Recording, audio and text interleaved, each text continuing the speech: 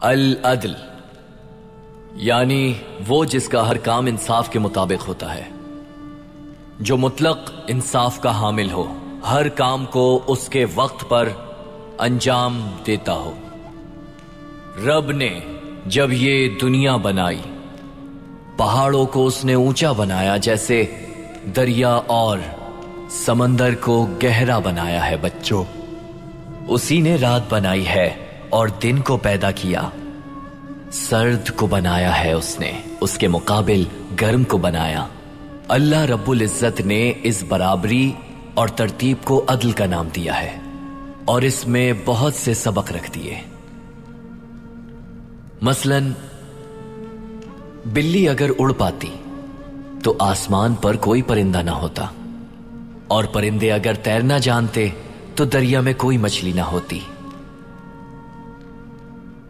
अल्लाह ताला इस मुनसिफाना और मुतवाज़न निजाम को अपनी बनाई हुई मखलूक में भी देखना चाहते हैं। निजाम कैसे कायम कर सकते हैं मोहतरम? आप ये आदिल बनकर कर सकते हैं।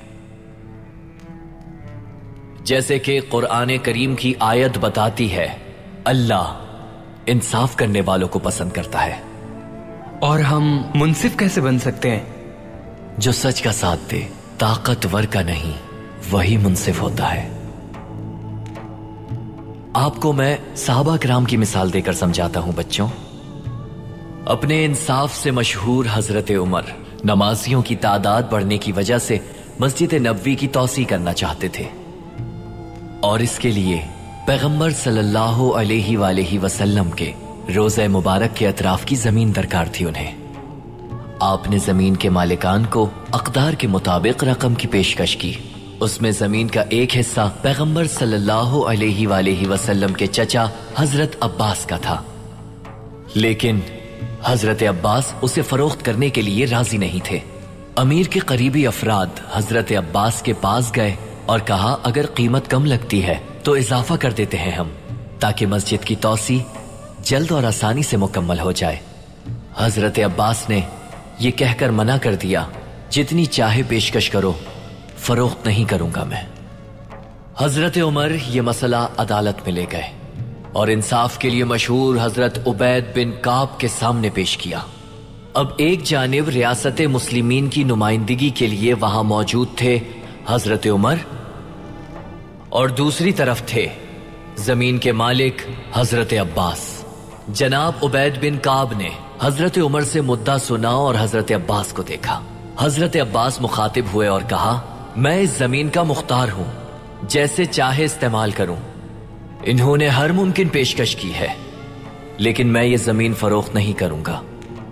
फिर काजी ने क्या फैसला किया मोहतरम? हजरत उमर हक पर थे। सब्र रखो आइबर्स, आगे सुनो। उबैद बिन काब ने फरीकैन की सुनने के बाद और अच्छी तरह से मसला समझकर वो फैसला सुनाया जो तारीख बशर में एक उम्दा मिसाल बन गया। इस्लामी कानून के मुताबिक किसी खित्ता जमीन पर मालिक की रजामंदी के बगैर कोई कुछ भी नहीं कर सकता, चाहे वजह और मकसद कितने ही बड़े क्यों ना हो। इसलिए हजरत अब्बास हक पर है।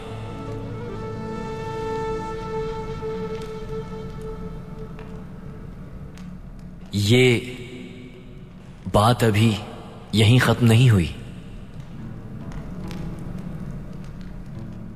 उस वक्त जब कातिब ये तारीखी फैसला तहरीर कर रहे थे, तो इसी दौरान उन्होंने एक आवाज सुनी। वो आवाज हजरत अब्बास की थी। उन्होंने कहा, आज से ये जमीन रियासत के इख्तियार में देता हूं मैं, ताकि मस्जिद की तौसी की जा सके और इसकी मुझे कीमत भी नहीं चाहिए।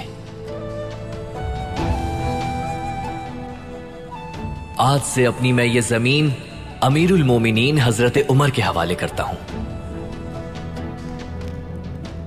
काजी उबैद बिन काब शजदार रह गए और कहा, आपको तो इजाफी रकम की पेशकश हुई और आप मुसलसल इनकार करते रहे, तो अब इसे अतिया क्यों कर रहे हैं?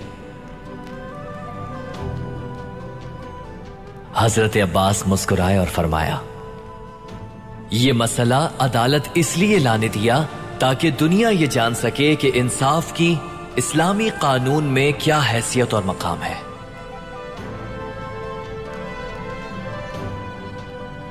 तो प्यारे बच्चों, इंसाफ को जिंदगी का उसूल बनाने वाले हजरत उमर, उन्होंने यरूशलेम और बहुत से इलाकों को इस्लामी रियासत में शामिल किया।